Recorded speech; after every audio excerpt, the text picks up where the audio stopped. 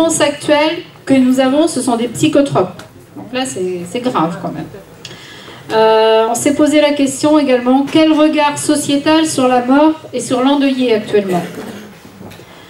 Dans les solutions préconisées, donc formation d'un personnel qui doit annoncer le drame, mise à disposition d'un support écrit également, ne pas laisser une personne seule à qui on annonce un drame.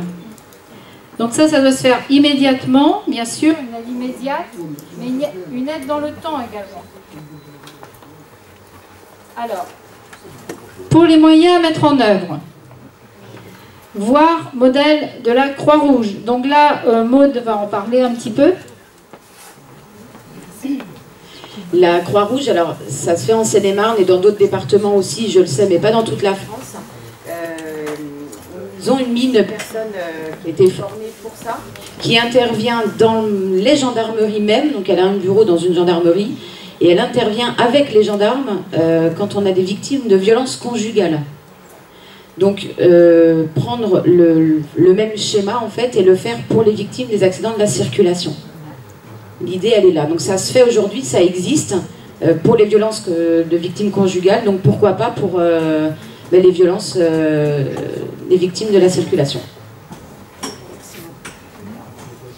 Donc là, en résumé, on pense à un binôme multicompétences. Voilà. Donc nos premières pistes de réflexion. Très bien. Merci. Donc l'atelier 2, c'était... C'est nous. Oui, alors voilà. Tu viens faire le compte rendu, Patrick ou... hein? Voilà, merci. Merci beaucoup à Marie-Rose et à Maud, et puis bien sûr à tous ceux qui ont participé à l'atelier. Donc voilà. Bien, je vais essayer de vous faire le bilan. Donc on était chargé de travailler sur l'élaboration d'un livret d'aide aux victimes. Donc en fait le constat il est simple, à l'heure d'aujourd'hui, chacun sait, il n'existe rien dans les commissariats et les gendarmeries aujourd'hui. De documents de cette nature n'existent pas, ou alors il en existe, qui ont été créés de manière régionale par des associations qui, de leur côté, ont réalisé un petit livret, l'ont amené à la gendarmerie ou dans les gendarmeries de leur environnement. Mais à l'échelle nationale, ça n'est pas mis en place, il n'y a rien d'institutionnel, donc le manque il est là, le conseil il est là, il n'y a rien. Voilà. Donc on se propose de réaliser ce document-là, dans lequel il y aurait des informations minimales pour que les victimes ou les familles de victimes de la route ne restent pas seules, sans information, sans savoir quoi faire lorsqu'on leur a annoncé le décès d'un proche dans un accident de la route, pour ce qui est les cas les plus graves.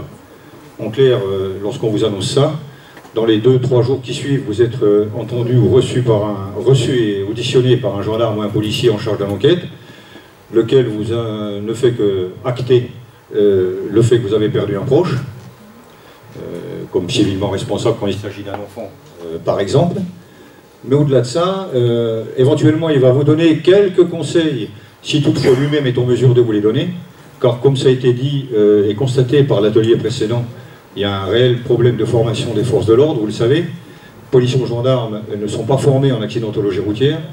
En tout cas, il n'existe pas de formation continue. Une revendication d'ailleurs qu'on porte depuis des années. Tout ça pour dire qu'ils ont une formation initiale pour faire des constats d'accident pendant leur année de scolarité.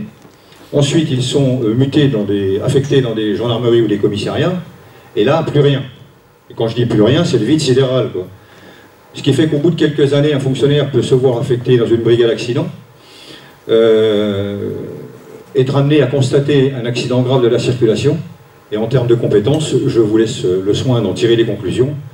Il n'est pas capable de faire les choses de manière, non pas qu'il ne veuille pas, mais simplement c'est un problème de compétence, il ne sait pas, il va faire comme il pourra. Résultat des courses, vous avez des procédures accidents qui arrivent devant les parquets, qui sont ni faites ni à faire, des oublis, des manquements, des erreurs, et ça emmène les familles à se battre pendant des années. Donc, ce que l'on propose, donc dans l'élaboration de ce livret, on va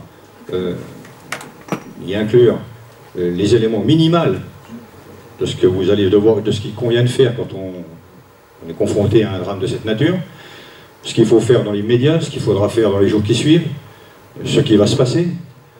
Faut-il prendre un avocat? Qui c'est qui va le choisir? Qui c'est qui va le payer? Lequel choisir d'ailleurs, oui. Par exemple, on sait que en matière d'avocat, il y a à boire et à manger. L'expertise médicale, est-ce que j'ai le droit de choisir le médecin expert, etc. etc.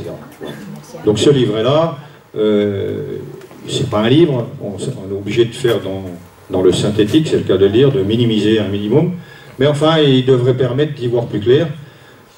Et donc il faudrait que ce document-là soit réalisé à l'échelle nationale et non pas à l'initiative d'associations comme la nôtre ou comme celles qui sont ici présentes, que ce document-là soit diffusé dans tous les commissariats et gendarmeries de France et qu'il y ait obligation pour le policier ou le gendarme en charge de l'enquête de le remettre systématiquement aux familles ou aux victimes de familles de la route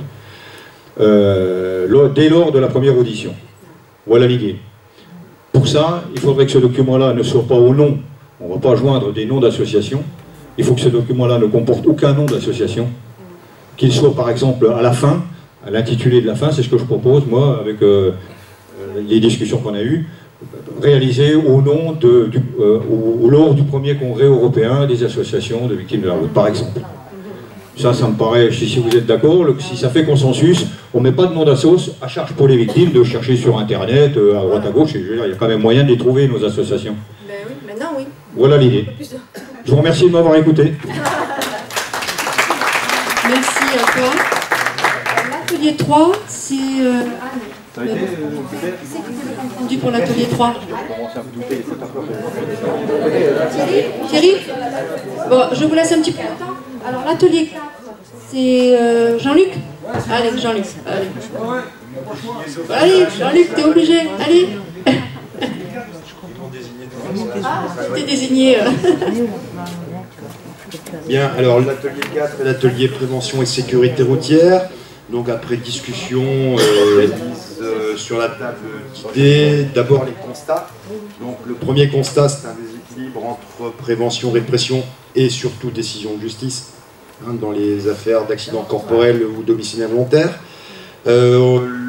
Autre constat également, c'est l'hypocrisie régnante en matière de texte et d'autres choses également, aussi le lobbying mis en avant, le manque d'implication des autorités.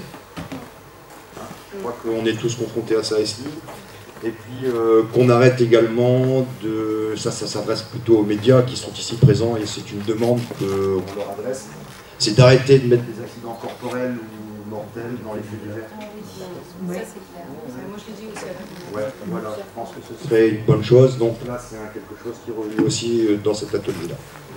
Au niveau des pistes de réflexion, alors là, en matière de prévention, de sécurité routière, je pense que nous-mêmes, on aurait plein d'autres encore à mettre en avant, mais alors on constate depuis 2014 une remontée de l'accidentologie, notamment de la mortalité sur nos routes, et ce qui nous fait dire qu'il serait peut-être temps de définir une vraie politique de sécurité routière au niveau de l'État, et non plus une pseudo-politique avec des petites mesurettes par-ci par-là. Enfin, je mets entre guillemets petites mesurettes parce qu'on a eu une petite discussion tout à l'heure, si je dis mesurettes. Mais ça va. Non, mais la mesurette, c'est, je disais par exemple qu'en 2015, en termes d'hypocrisie par exemple, je reviens là-dessus, mais en 2015, l'État a descendu le taux d'alcoolémie de 0,5 g à 0,2 g, soit 0,2 mg par litre d'air expiré pour les conducteurs en période probatoire. Donc on reconnaît encore une fois le côté dangereux de l'usage d'alcool et de la conduite, etc., etc., etc. Et là, juste pour les jeunes, enfin les conducteurs en période probatoire, ce ne sont pas forcément jeunes.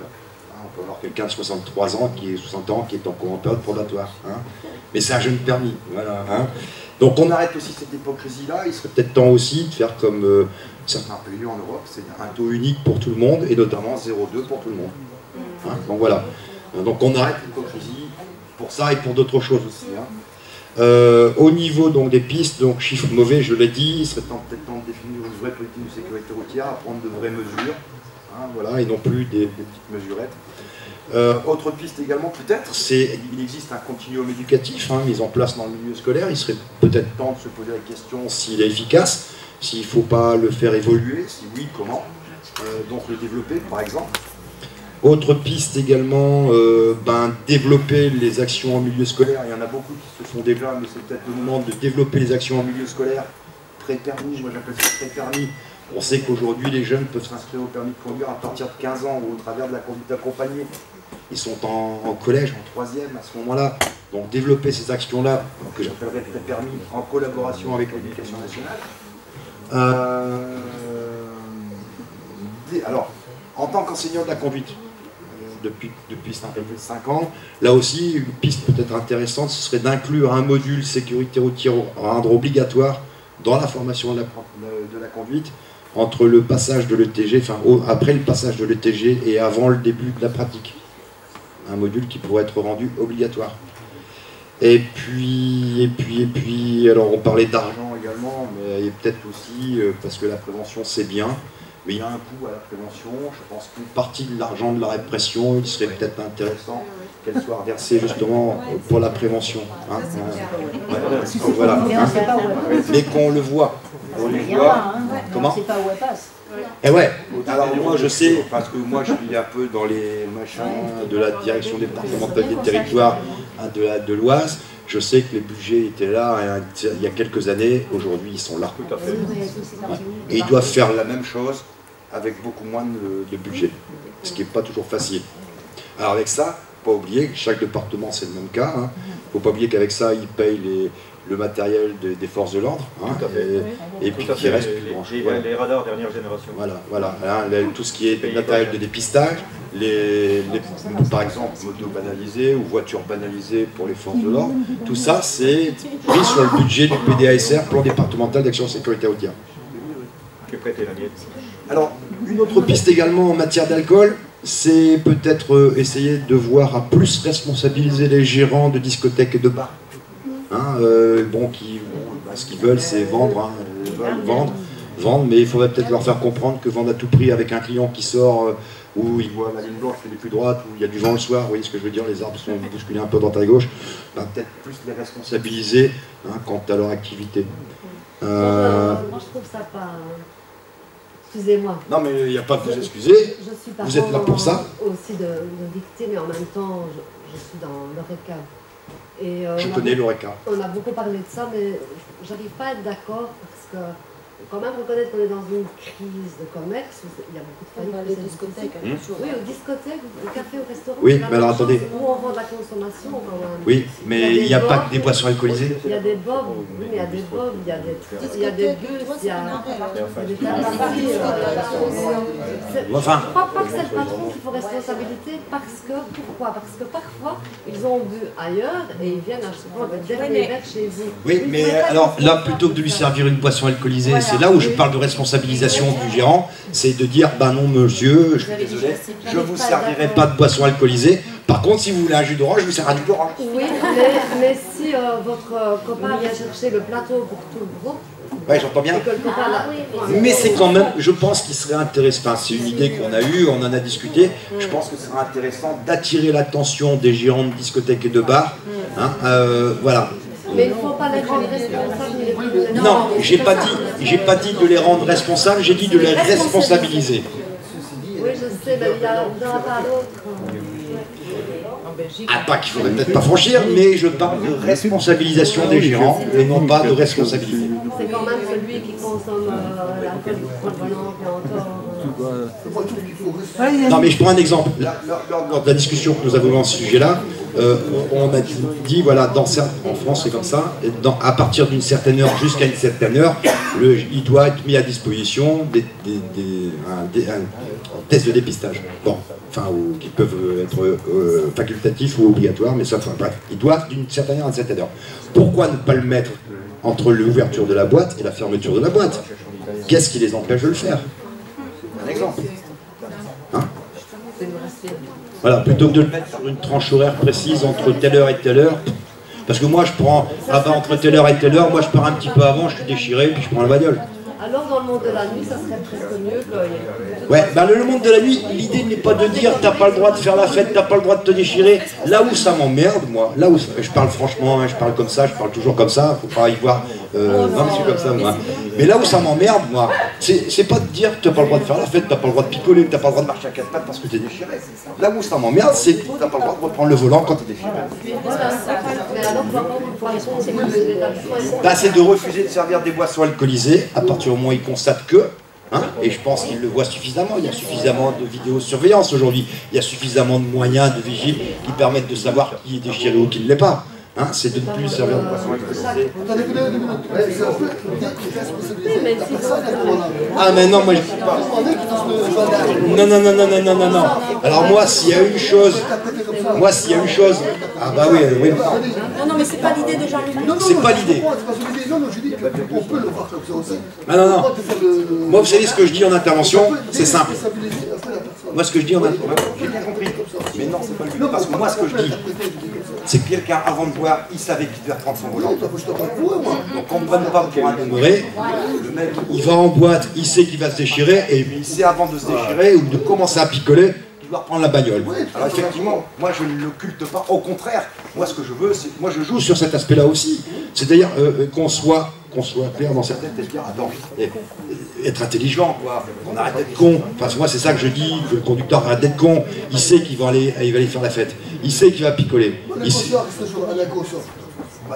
Voilà, donc à limite, si je veux demander le patron de poisson de faire le gendarme, si on le désacralisé à ce que, oui, on peut le capter comme ça. Oui, mais c'est pas de décision. Ah non. Moi, ce que je disais, c'est plus responsabiliser le gérant. C'est la façon de le faire. Mais c'est un vaste sujet. Ça fait une trentaine d'années, voilà, on en parlait. Un dernier point, si je peux me permettre, parce qu'on me presse derrière, et le citron est bientôt vide.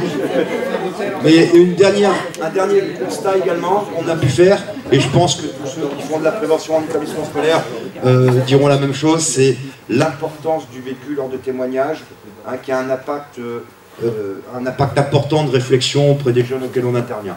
Voilà. Ce qui a beaucoup d'impact. C'est bon.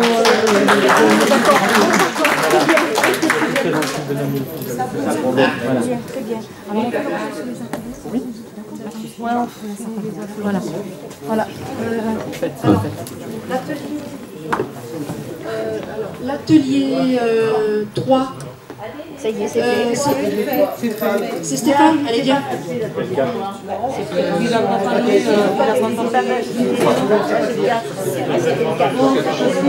Mais rapidement Stéphane, 5 minutes, on avait dit 5 minutes et fini. Il n'a pas parlé du pédagogique, ils ont parlé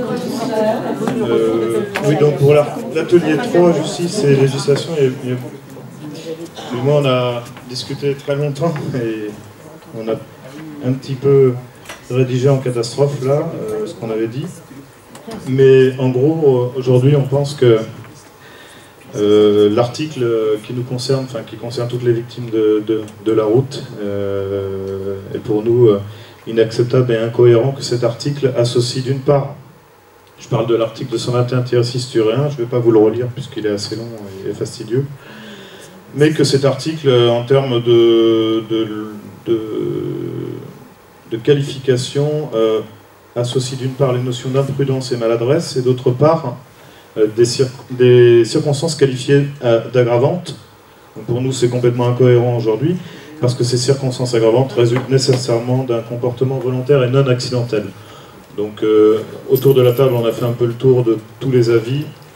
On n'a pas eu le temps d'aller en parler avec l'atelier 5, mais je pense que unanimement, il est hors de question d'accepter maintenant un article fourre-tout, comme j'en parlais tout à l'heure, qui associe la notion d'accidentologie et de crime de la route et de comportement volontairement dangereux. Ça c'était un constat. Après les pistes de réflexion, on y viendra un petit peu plus tard. Évidemment, dans les points qui avaient été évoqués, les différents points, c'est le fait que les parties civiles ne peuvent aujourd'hui pas faire appel au pénal, ce qui semble complètement insensé aujourd'hui. Et on pense notamment que la possibilité de faire appel au pénal rendrait très certainement les jugements en première instance beaucoup plus conséquents et plus lourds pour les auteurs d'accidents et de meurtres de la route. En constat aussi, donc on a noté que les peines encourues, évidemment, et ça beaucoup d'associations le reprennent, les peines encourues ne sont pas appliquées. Il est unanime aussi que les comportements dangereux, ce qu'on constate aujourd'hui, c'est que les comportements dangereux sans conséquence pour autrui sont au prorata par nos pouvoirs publics, par la gendarmerie et la police, sont aujourd'hui beaucoup plus réprimés au prorata des peines encourues, alors que les mêmes comportements, lorsqu'ils ont pour conséquence l'atteinte physique d'autrui, bénéficient de la plus grande indulgence. Voilà. Ça, c'est encore un constat qui a été soulevé par l'ensemble des personnes autour de la table. Le fait aussi que les permis, de façon beaucoup trop aléatoire, ne sont pas supprimés lors d'accidents graves et lors des procédures. Et ça a été relevé aussi de façon unanime que les sanctions pénales évidemment sont différentes en fonction des juridictions dans notre pays. On a parlé d'une harmonisation au niveau européen, mais je pense qu'au départ aussi on devrait démarrer chez nous à ce que tous les tribunaux sanctionnent de la même façon les chauffards. J'ai certainement oublié beaucoup de choses, hein, je suis désolé, mais on a parlé de quelques points.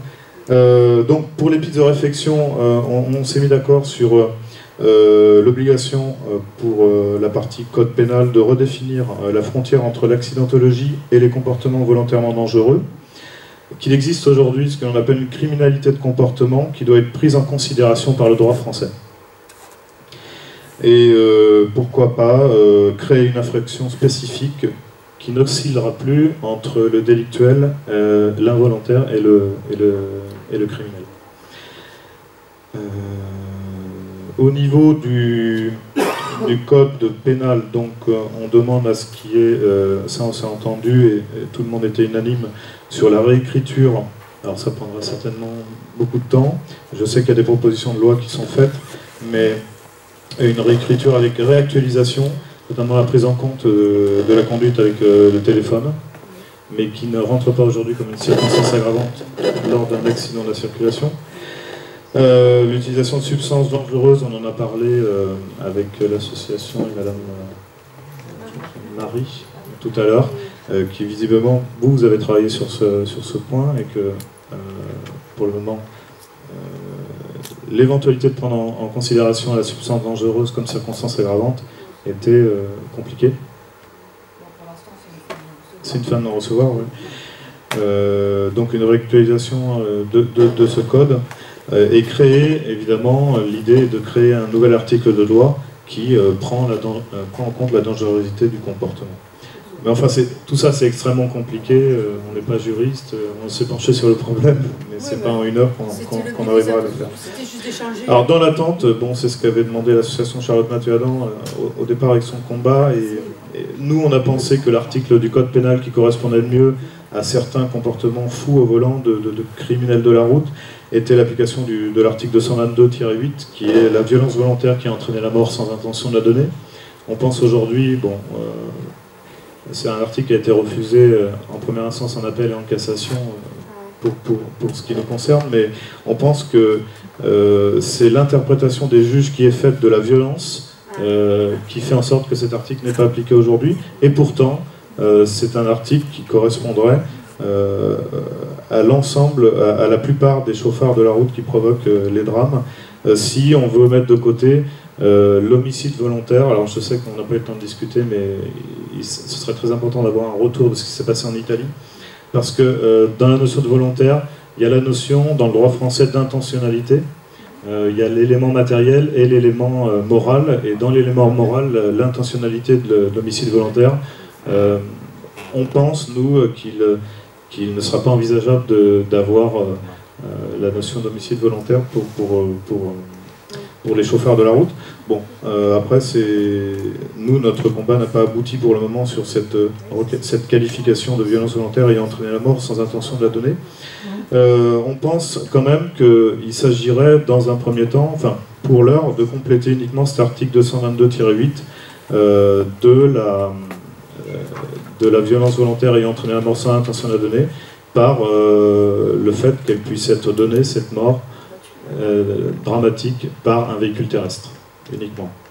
Et ça, pour le législateur, ce serait vraiment très très simple à faire.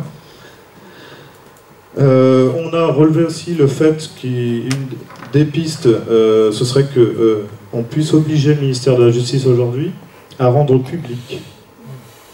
et de façon beaucoup plus accessible pour nous citoyens l'ensemble des décisions rendues dans tous les tribunaux en France.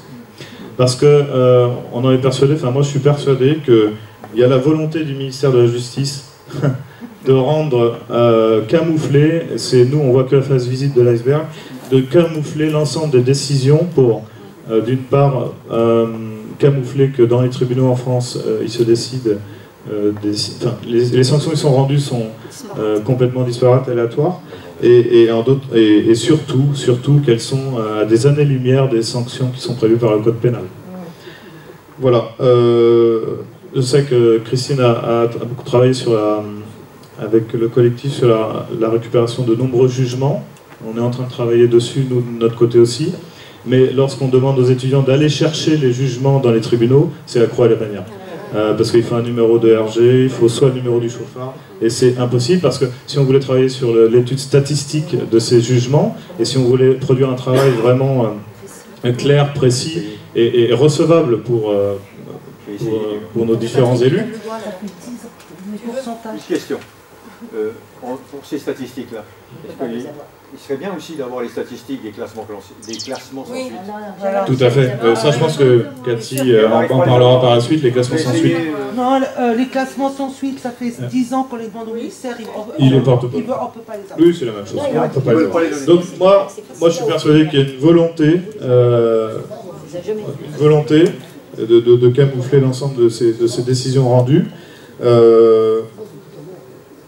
de la part des tribunaux, et une piste de réflexion serait d'obliger le ministère de la Justice à rendre public ces décisions. Ensuite, un dernier point, évidemment, nos cas dramatiques, comment on peut encore imaginer, lors d'un procès, passer entre un voleur de poules et un voleur de scooter pour juger et bâcler des procès qui n'ont plus rien à voir avec des cas beaucoup trop simplistes pour juger des affaires aussi dramatiques que les nôtres. Donc, obligation de créer des séances spécifiques pour les procès d'accidents de la route. Voilà, merci. Merci Stéphane. C'est plus dans l'atelier 5, qui c'est qui... Ah, c'est vous, c'est qui vient? Christine, tu viens? Qui c'est qui vient? Cathy ou Christine? Je ne sais pas. Les deux. Qui c'est qui va? Anne, Christine. Non, tu dis pas non, mais on l'a... Non, mais ne la lis pas, la proposition de loi, Christine, parce que ça va prendre trop de temps. Juste... Elle a été modifiée. Ah oui, d'accord. Ah, d'accord, ok. Est-ce que vous avez décidé? D'accord, ok. Les modifications. Je t'ai donné la propre. Tu l'as pas donnée? J'espère que je vais pouvoir revenir.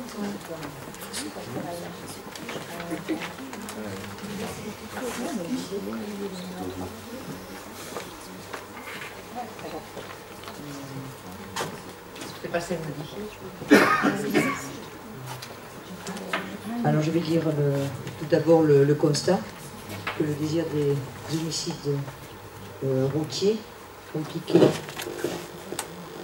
pénal, fonction.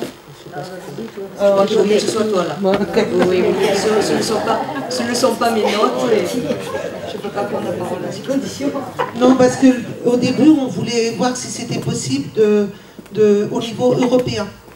Donc moi, je savais plus ou moins dès le départ que ça allait être très difficile, et le juriste nous l'a confirmé. Parce que la justice européenne, on avait envoyé un courrier, nous avait répondu que chaque pays avait sa propre justice et qu'il ne pouvait pas intervenir. Il faudrait refaire un code pénal européen. Donc voilà, c'est pas envisageable pour le moment. Ben oui, malheureusement. Donc nous, on est parti sur la proposition de loi 4093 où on a apporté des modifications. On a proposé à Cécile, à les associations belges de s'en servir pour aller dans le même sens. Excusez-moi, je suis émue parce que bon voilà quoi. Et il faut bien, c'est au nom de toutes les associations du Forum européen des associations, s'il faut un courrier qui ait plus d'impact, on l'aidera. Je pense qu'on s'aidera tous. Donc la proposition de loi, nous, on On a apporté des modifications. On va la soumettre aux parlementaires.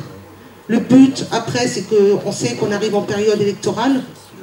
Donc, c'est là qu'il faut mettre tous les moyens possibles et inimaginables.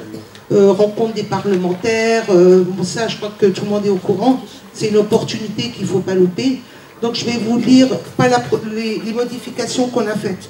Parce que je crois que tout le monde l'a lu, la proposition de loi 4093. Oui. Celle qui transforme l'homicide involontaire en volontaire. C'est le duplicata de la loi Darmanin. En fait. Nous, on a simplement marqué, parce que c'est visant à appliquer les peines de l'homicide volontaire aux conducteurs irrespectueux du code de la route, ayant provoqué un accident mortel, et nous, on a rajouté, ou ayant généré des lésions neurologiques ou psychologiques graves ou irréversibles. Parce que bon, il n'y a pas que accident mortel. Ensuite, après, on a rajouté l'article 222.6.1 du Code pénal est complété par un alinéa ainsi rédigé. Peut aller jusqu'à la réclusion. T'as marqué quoi? Jusqu'à la réclusion criminelle? Parce que d'amende lorsque l'homicide involontaire a été commis avec circonstances aggravantes. On voulait, là, c'est avec 3 circonstances aggravantes. On voudrait que le nombre n'apparaisse pas. C'est avec circonstances aggravantes. Sans S. Qu'il y en ait 1, 2 ou 3. Du moment où il y a une circonstance aggravante, qu'on ne précise pas sur 3. Donc celle-là, maintenant, on va essayer de la faire modifier. Moi, je vais personnellement voir avec un député qui l'a faite. Et après, il faut surtout, du moment où elle sera refaite, il faut se donner tous les moyens. Bon, c'est mon avis, hein. Il faut se donner tous les moyens pour les députés, tout le monde a l'habitude, et pour montrer qu'il y a une envie, on le souhaite, que toutes les associations le souhaitent, donc c'est une demande. On ne peut pas laisser tuer nos gamins comme ça. Il faut un moment que la justice réponde. En Italie, il a pris 19 ans. Bon, on ne demande pas... Voilà, mais il faut que le volontaire ressorte pour nous. Parce que volontairement, il a pris la voiture en mettant en danger la vie d'un autre. Volontairement, il a picolé. Volontairement, il s'enfuit. Et volontairement, il y a le mot volontaire qui doit ressortir. Oui, mais il y a quelque chose à rajouter. Bon, ben voilà. Quelque chose à rajouter, c'est que nous avons eu quand même besoin de l'aide du juriste, parce que même dans cette proposition de loi, soi-disant rédigée par des professionnels, nous avons trouvé le terme d'emprisonnement, 30 ans d'emprisonnement, alors que dans le code pénal, ça n'existe pas. 30 ans, ça suppose de la réclusion criminelle. Et la nuance est importante. Donc, même quand là, effectivement, c'est un brouillon, ça va être rédigé, mais il faudra être vigilant pour que les termes soient bien utilisés, bien justes. Voilà. Merci à toi. Bon, ben voilà. Et en Belgique, eh ben, ils vont faire en sorte que ça soit pareil. Je suis très contente de cette journée parce que je l'attendais depuis un moment. Et voilà. Merci à vous. Il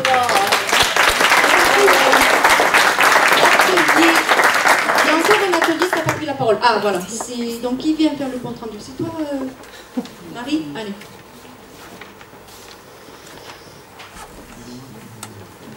Alors la majorité, ce qui a été dit, on l'a dit aussi. On souhaiterait poser un décret pour poser une trame dans les hôpitaux, dans les mairies, écoles d'infirmières, auto-écoles, gendarmerie et police, pour qu'il y ait une obligation d'avoir une liste d'une dizaine d'associations pour les victimes de la route, pour les accompagner dans le bon et moins bon, parce que bon, tous ne sont pas tués, il y a des blessés. Et malheureusement, cette trame n'existe pas non plus pour eux. Ensuite, aussi modifier et reconnaître un décès en accident de la route, parce que je ne sais pas si vous êtes au courant, mais pour être considéré accident de la route, il faut décéder dans les 30 jours. Voilà. Donc, pour le nota bene, mon fils est décédé 32 jours plus tard et il n'est pas reconnu. C'était 6 jours en 2005. C'était 6 juste en 2005. Oui, voilà. Excusez-moi, je veux juste intervenir. C'est notre association qui a fait changer cette loi.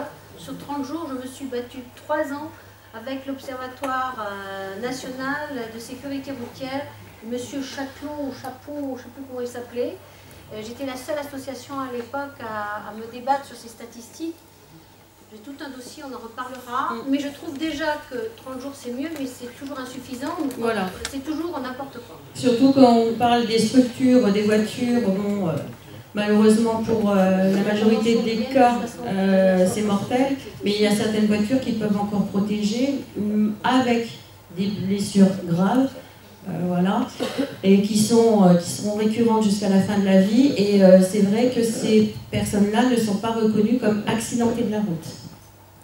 Ensuite, une loi qui impose aux assurances une liste de médecins de recours pour les assurer contre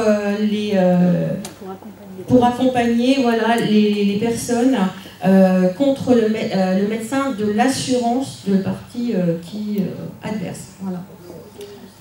Et ensuite, une revendication des 2 roues et qui soit bien marqué donc assurance matérielle. Voilà.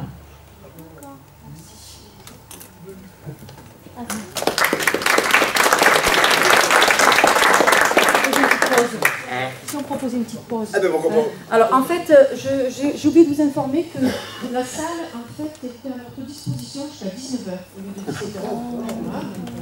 Si peut-être pour la suite, est-ce que ça c'est pas mieux qu'on remette les tables? Est-ce que vous voulez... Ah oui, donc Anne, viens parler du livre, s'il te plaît. Si, viens. Vous avez un don, pas moi. Non, moi j'ai pas un don. Tu peux parler du livre. Il y a une personne qui vous offre gracieusement un livre, mais je ne sais pas trop exactement qui c'est, il faut faire qu'Anne en parle. Comment il s'appelle? Tu prends le micro. On est avec toi. Allez, Monsieur Carion. Mais je ne sais pas comment il s'appelle. C'est Monsieur Alain. Alors voilà. Donc, non mais il va viens, viens, Francis, viens. Francis ou Maggie. Voilà, pareil. Voilà. Tu peux en parler. Français, parler. Merci. Allez Francis, un micro. Moi je le montre. Je vais vous parler d'un monsieur que je ne connais pas. Qui voulait être là. Qui voulait être là, il ne peut pas pour des raisons de santé. Ce monsieur a écrit un bouquin, il s'appelle Alain Garouste, un bouquin sur son fils. Je l'ai lu, j'ai mis beaucoup de temps pour le lire parce que c'est assez difficile. C'est une enquête qu'il a menée, ça fait 25 ans, presque 25 ans qu'il a perdu son fils dans un accident. Et donc il m'a joint au téléphone plusieurs fois et avant de venir ici, il y a peut-être une semaine, il m'a téléphoné en me disant vous prenez le carton de livres que je vous ai donné parce que je lui ai demandé quelques livres pour les mettre sur notre stand quand on fait les forums. Et il m'a dit prenez les livres et vous les donnez à qui les veut, bien sûr. Voilà, qui veut les livres. Donc c'est sympa de sa part. Donc il s'appelle Alain Garouste, son fils s'appelait Laurent. Et c'est vrai que c'est une histoire épouvantable. C'est 25 ans de procédure. Il a de gros problèmes de santé actuellement, son épouse aussi, sa fille aussi. Voilà, il ne pouvait pas être là aujourd'hui. Voilà. Donc il vous offre ces documents. Et tous les déboires. Est-ce que vous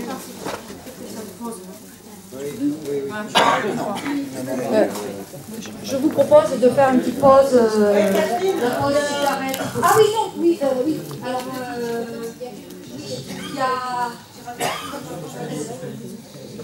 En fait, j'ai oublié de vous dire qu'il y avait la présence de l'attaché parlementaire du député Nicolas Dupont-Aignan qui est arrivé entre-temps. Nous l'accueillons, bien sûr, et on remercions d'être venu. Est-ce que tu peux venir J'irai discuter avec chaque intervenant. Est-ce que déjà, vous voulez vous présenter? Excusez-moi. Pardon, effectivement, je suis le représentant adjoint de Moula France dans l'Allier. Je suis proche de Nicolas Dupont-Aignan et je suis candidat aux élections législatives dans la première circonscription de l'Allier. Nicolas Dupont-Aignan m'a demandé de venir effectivement aujourd'hui vous rencontrer. Bon, de toute manière, j'avais prévu de venir. Il m'a demandé de discuter avec vous et de lui remettre ce soir une lettre pour lui expliquer, afin qu'il vraiment vous fasse rentrer dans son projet présidentiel et qu'il puisse porter votre parole. Sachez qu'il vous soutient depuis longtemps, déjà Nicolas Dupont-Aignan.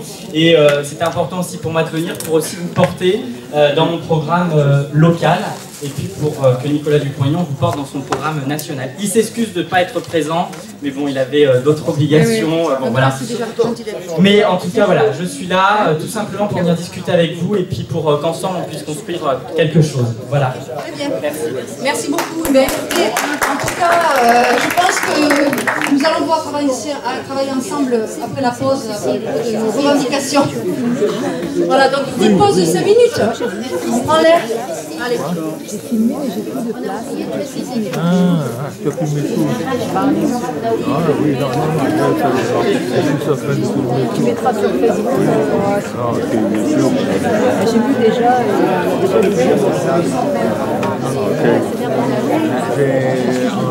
Je vais prendre mes récupérer faire voir les gens qui sont présents. Ah, mais c'est fini. Là, on fait une pause. Non, mais je peux. On fait une petite pause et après on reprend.